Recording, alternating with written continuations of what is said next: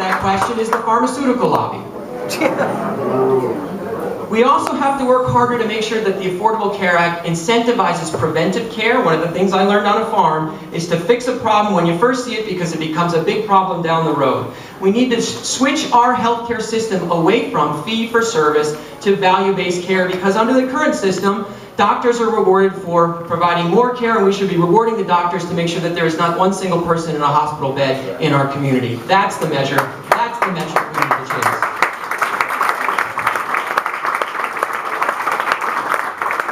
We spend a lot of time debating as Democrats whether we should have a public option or a single-payer system. Personally, I would support the public option as a mediary, but it doesn't matter what that healthcare system is. If we don't address the rising cost of healthcare, it does not matter what that system is. People will still be struggling to pay for their bills. And for the reasons that I cited earlier, we cannot talk about a system for healthcare unless we take on the pharmaceutical insurance lobbies and work to lower the cost of healthcare in this country.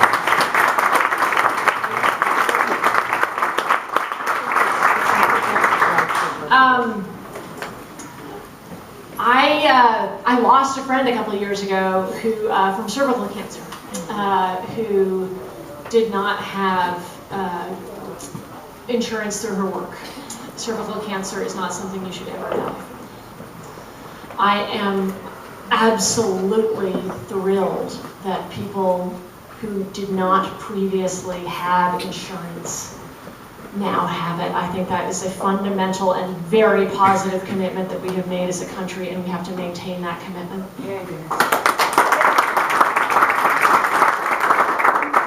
And costs are out of control.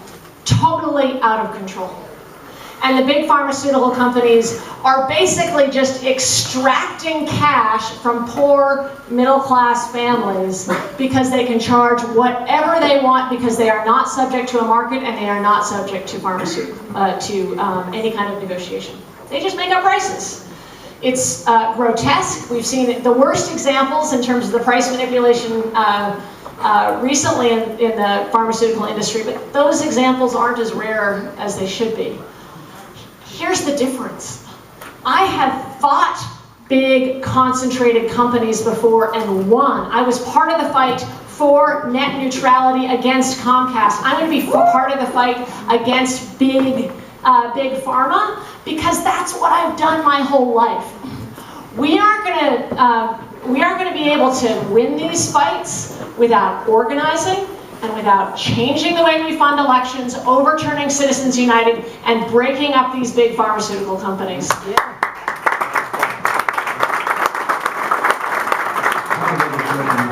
How does that happen?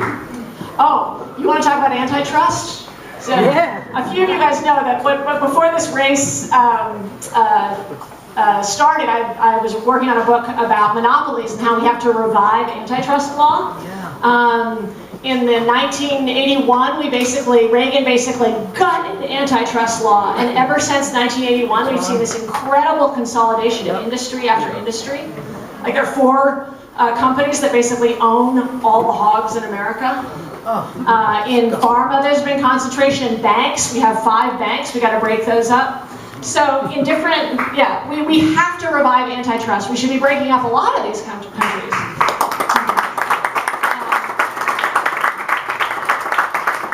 So before 1981, we had an incredibly long tradition of antitrust enforcement. Some of it we can do with existing antitrust laws, and I think the DOJ can be a lot fiercer, and the FTC can as well. And it's something I have already been pushing for before this race, is pushing for more aggressive antitrust enforcement. At the same time, in other areas, we may need new laws. So it's a combination. We haven't had new antitrust laws in this country for like 20 years. It's like this basic American idea of a decentralized economy with small businesses and mid-sized businesses got gutted by Reagan and then just forgotten. And we have to revive it. That's right. Yes.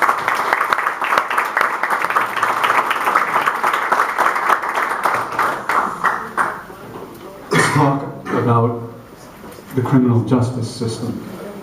And here in America, we have some problems. We have racial problems. We have problems with citizens and police squaring off. How should we be dealing with this? How can we make it better? How can we move it forward? We have an unfortunate statistic to be ashamed of in the United States. We are not a quarter of the world's total population, but we here in the United States have a quarter of the world's prison population. We're number one. We are number one. It is impossible to say that the United States in 2016 does not have a race problem when 60% of the people that are in our prison system are people of color. We've got a lot of work to do. I would support redoing federal mandatory sentencing laws to make sure that we are not sending a young man or woman to jail for a minor nonviolent offense if that's their third strike. And I oppose private prisons, which are a growing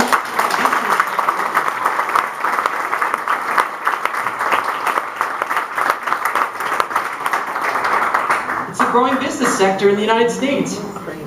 Who would invest stock for shame in a company whose role is to make sure that the better you do, the more people that you lock up?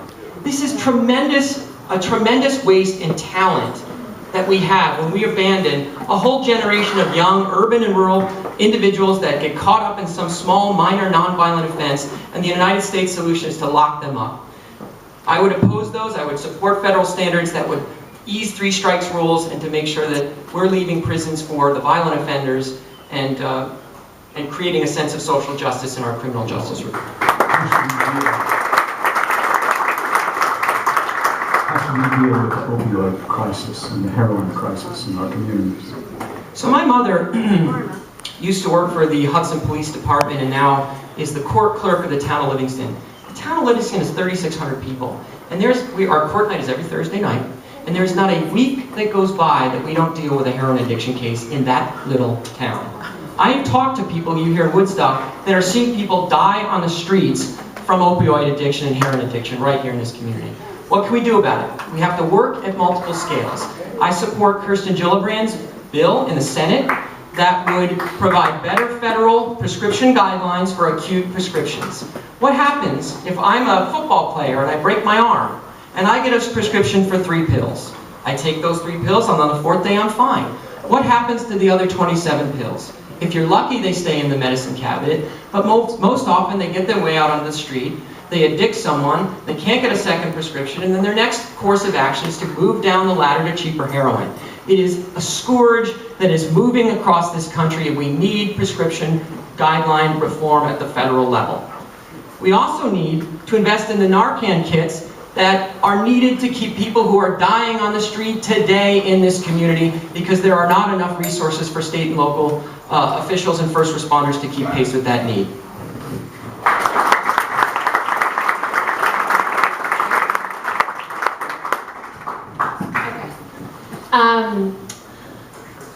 I want to tell you what my own experience is in the criminal justice system.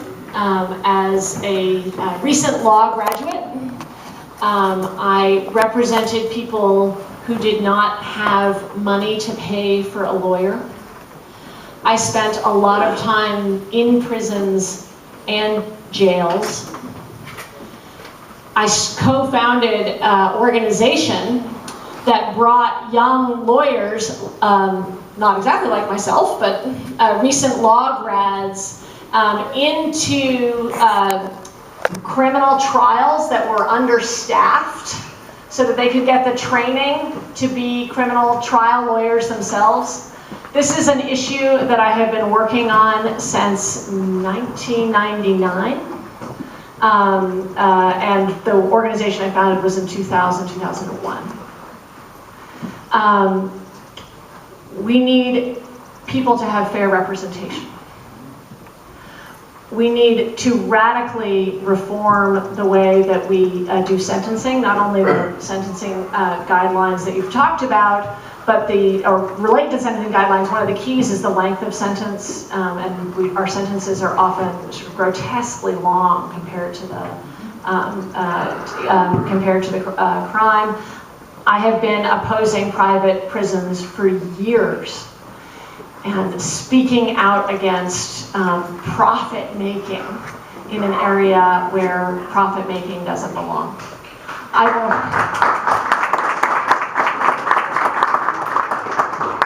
I will continue to be a voice for real prison reform in Congress, because that is what I have been doing since I was a young lawyer.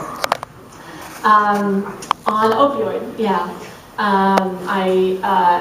It's a national and local tragedy. There's a father advocate in Kingston who I spoke to who's telling everybody he can about his son who, as an addict, came to him and said, I want to get treatment, I'm ready. And he spent a week on the phone with his insurance company trying to make sure that he could actually get the insurance company to cover placement in a treatment facility. It took over 7 days. He did not get treatment. His son has since overdosed and died. Our opioid tragedy is related to our healthcare system broadly. It is related to our insurance system, what's happening in the insurance industry. And it's related to our sort of national way of treating and thinking about addiction. So there are policies we can pursue, but there is also an incredibly important other role that we all play, which is talking about removing the shame so that people can address the real addiction issues that they have.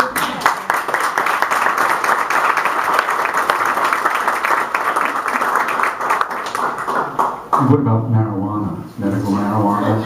Should the restrictions on which they fees, should marijuana be legalized? This is a big moneymaker for the state. You were asking me that in the city of Woodstock?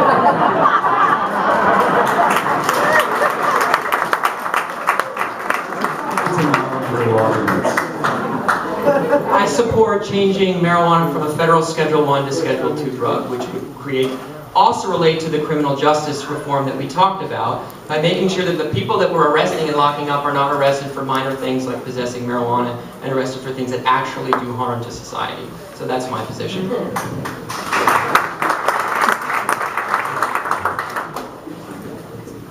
She agrees.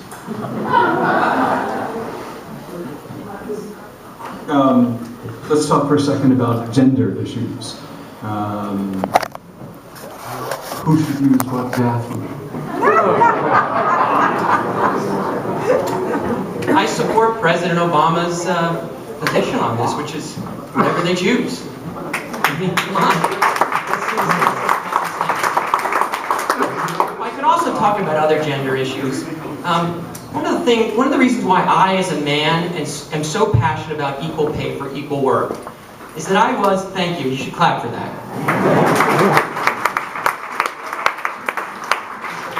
I told you I grew up on the farm. I'm the youngest of 4 boys. When I was 15, my father passed away unexpectedly on the farm. And it was my mother who kept that farm and that family and that business together. My mother worked twice as hard as any man ever did, and we still live in a country that does not compensate the genders equally. That is wrong.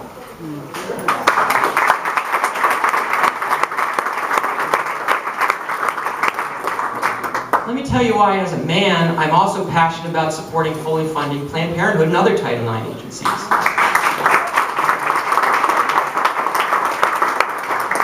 They are doing excellent, low-cost healthcare work, not only for women, but for men, too, in this district. And I was at a campaign event up in Olive, shaking a young woman's hand and said, I would not be shaking your hand if it were not for Planned Parenthood, because I walked into that clinic for something very routine, and I walked out with the shock of my life. They told me I had stage 3 ovarian cancer, and I had absolutely no symptoms. That is the excellent work that Planned Parenthood is doing in communities right here in NY19, and we as Democrats need to stand up and defend it.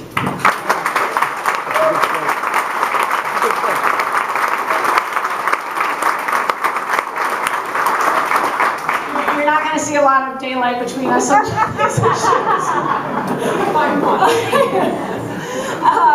I bet there are women in this room who were there. In I think it was 87, I took a Greyhound bus for my I'm from a town of 2,000, by the way. You guys are from the big, the big digs. From my tiny town to Washington, D.C., to, yes, you were there? Yes. To march for a woman's absolute right to have control over her own body, to choose.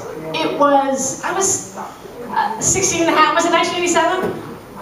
I like it when the audience fact checks, that's real grassroots. But it was so inspiring to be on the Mall in Washington with a sea of women as a 16-year-old feeling like, wow, this is what power feels like. We can do anything. I'm going to go to the wall for Planned Parenthood. I am absolutely committed to it. I'm absolutely committed to equal pay for equal work. We're going to take on those big companies that don't want it. And in my own personal life, I am committed to this as well. When I got the endorsement from Senator Gillibrand, which I was really excited about,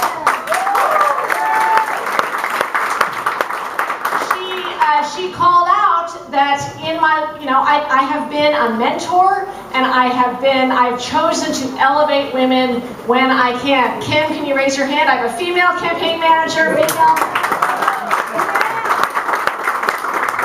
female finance director. I've been in far too many campaigns that have not very many women. We need our voices at every table.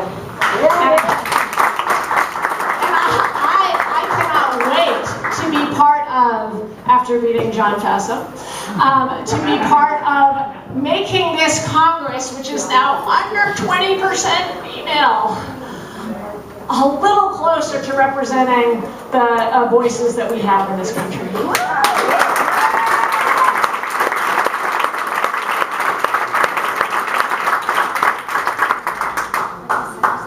How about the tax code? We need to reform our tax code. The first thing we need with the tax code is to make sure that corporations pay their fair share before we do anything else with it.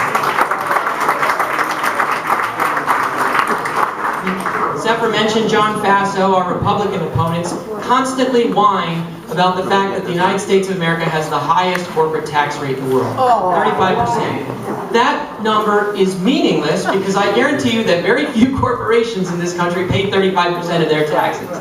We have a system where we allow corporations to do inversions, like Pfizer, to go buy a smaller subsidiary company in Ireland, and then apply to those tax code laws. That's wrong. The tax code needs to be reformed. The number of corporations that hide their earnings in shell corporations, or as I said in my opening, open up a post office box in the Seychelles Islands and call themselves a foreign corporation to shirk their duty to the U.S. Treasury, is one of the reasons why we're hurting in places like NY19. Why when you go to your town board meeting and we have to worry about how to pay for a $2 million bridge because there isn't the money to go around. To worry about why public schools across the